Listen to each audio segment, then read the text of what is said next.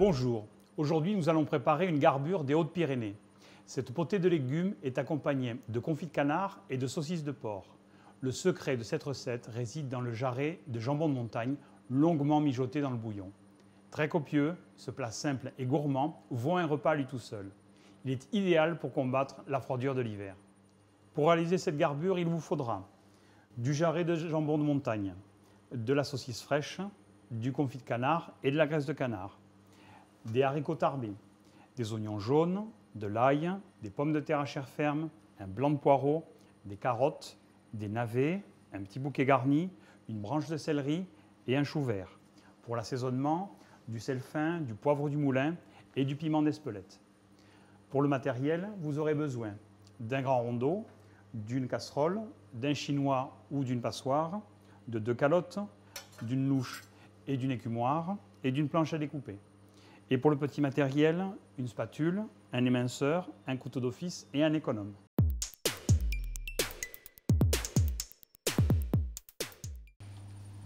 La veille, rincez les haricots secs, puis couvrez-les d'eau tiède. Les haricots doivent tremper 12 heures et l'eau doit être changée une fois de préférence.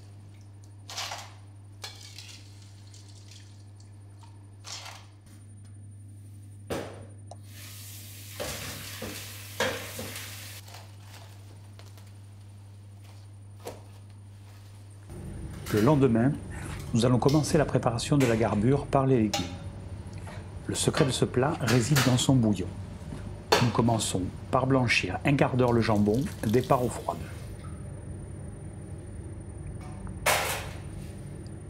Ce début de cuisson va dessaler et retirer l'excès du gras du porc. N'oublions pas d'écumer.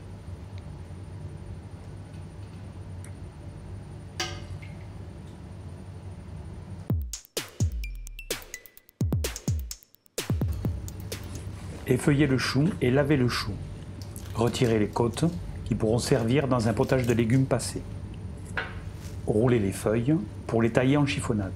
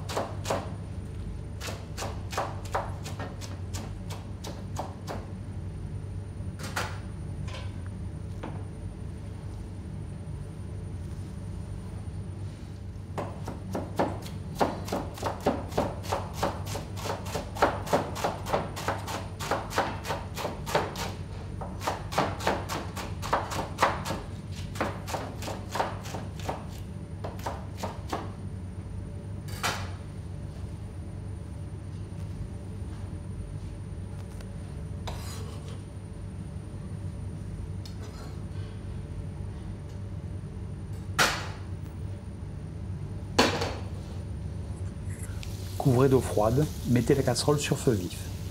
Le chou doit blanchir 3 minutes, puis être rafraîchi. Il sera plus tendre et perdra toute âcreté.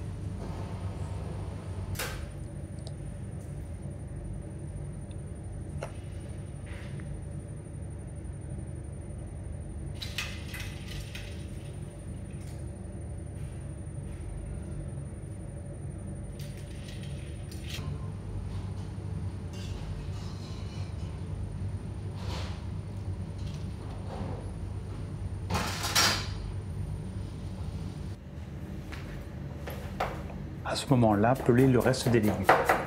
Émincez d'abord les carottes et le poireau.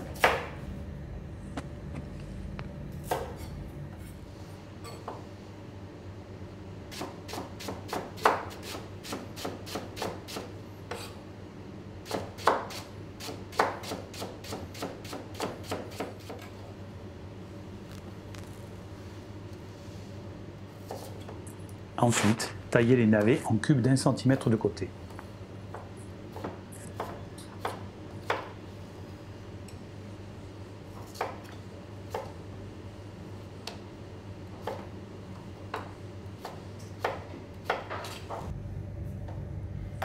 Poursuivez en éminçant la branche de céleri.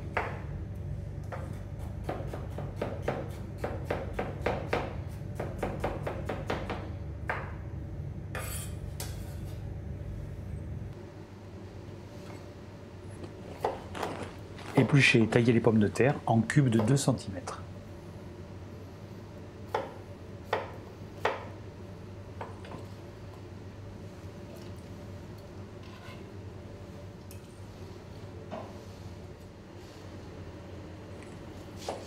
Quant aux oignons, vous allez tous les émincer.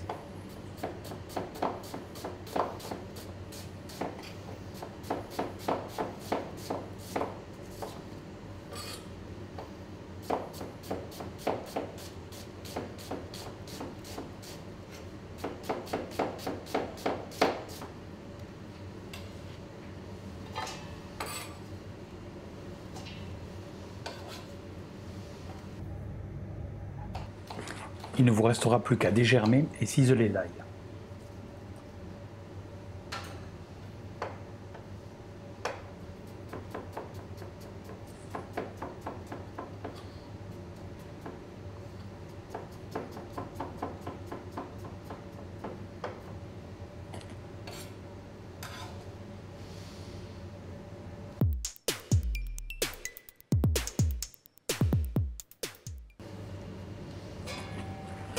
Nous allons maintenant lancer la cuisson des haricots tarbés. Pour cela, rassemblez les haricots égouttés, le bouquet garni, l'ail, le talon de jambon, un peu de sel et de poivre dans le rondeau. Couvrez de 5 litres d'eau froide.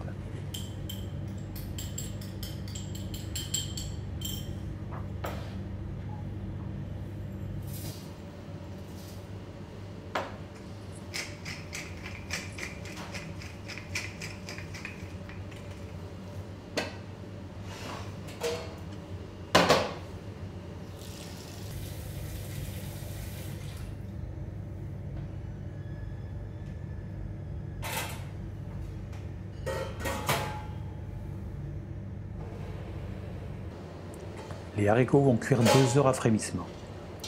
N'oubliez pas pendant ces 2 heures d'écumer régulièrement la surface de l'eau.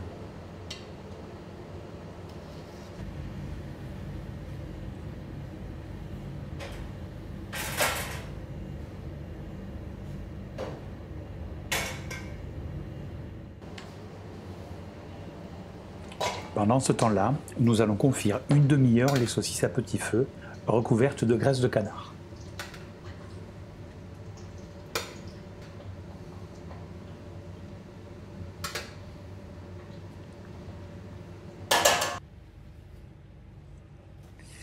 D'un coup de couteau, séparez les cuisses des avant-cuisses du canard confit. Faites-les légèrement colorées. Si vous voulez une garbure plus légère, c'est le moment de retirer la peau du confit.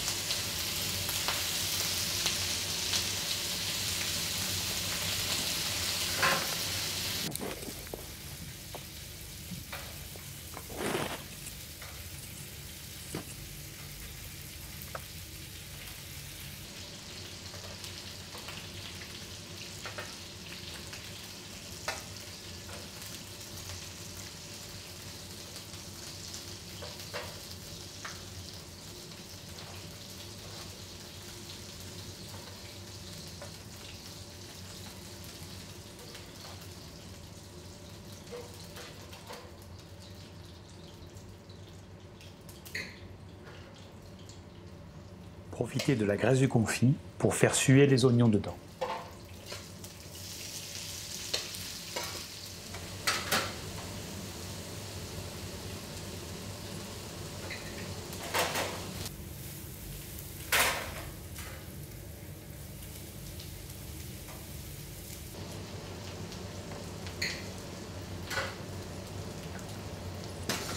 Puis ajoutez le reste des légumes, assaisonnez et faites suer à nouveau pendant 15 minutes supplémentaires.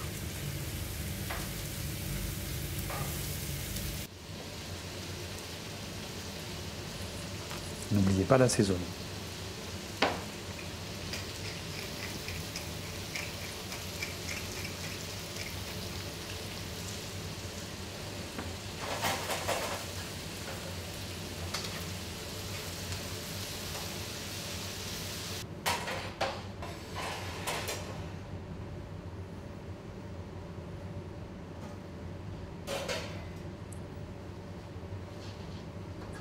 Au bout de 2 heures de cuisson lente, ajoutez les légumes revenus et le chou dans le bouillon des haricots.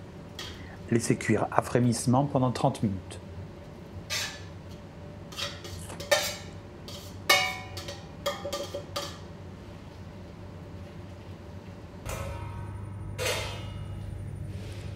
Au bout de 30 minutes, ajoutez les pommes de terre, qui sont les légumes qui cuisent le plus rapidement de la recette.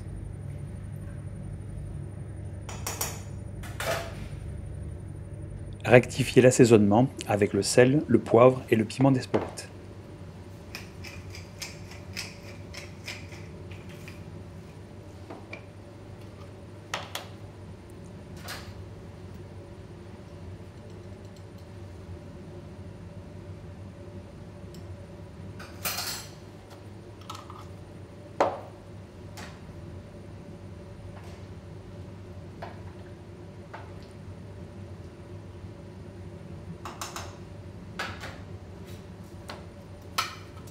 Déposez les viandes à la surface de la garbure et prolongez la cuisson d'une dernière demi-heure.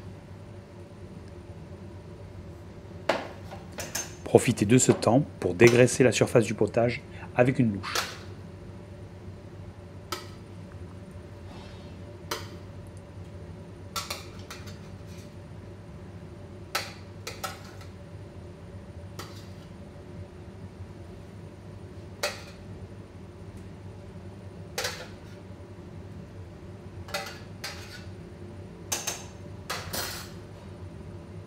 Voilà, notre garbure des Hautes-Pyrénées est maintenant terminée. Souvenez-vous que l'ordre de cuisson des ingrédients est important, car chacun d'eux doit délivrer ses saveurs sans se déliter dans la marmite. Pour autant, la garbure soutient bien d'être réchauffée. Haricots et pommes de terre vont alors naturellement lier le potage.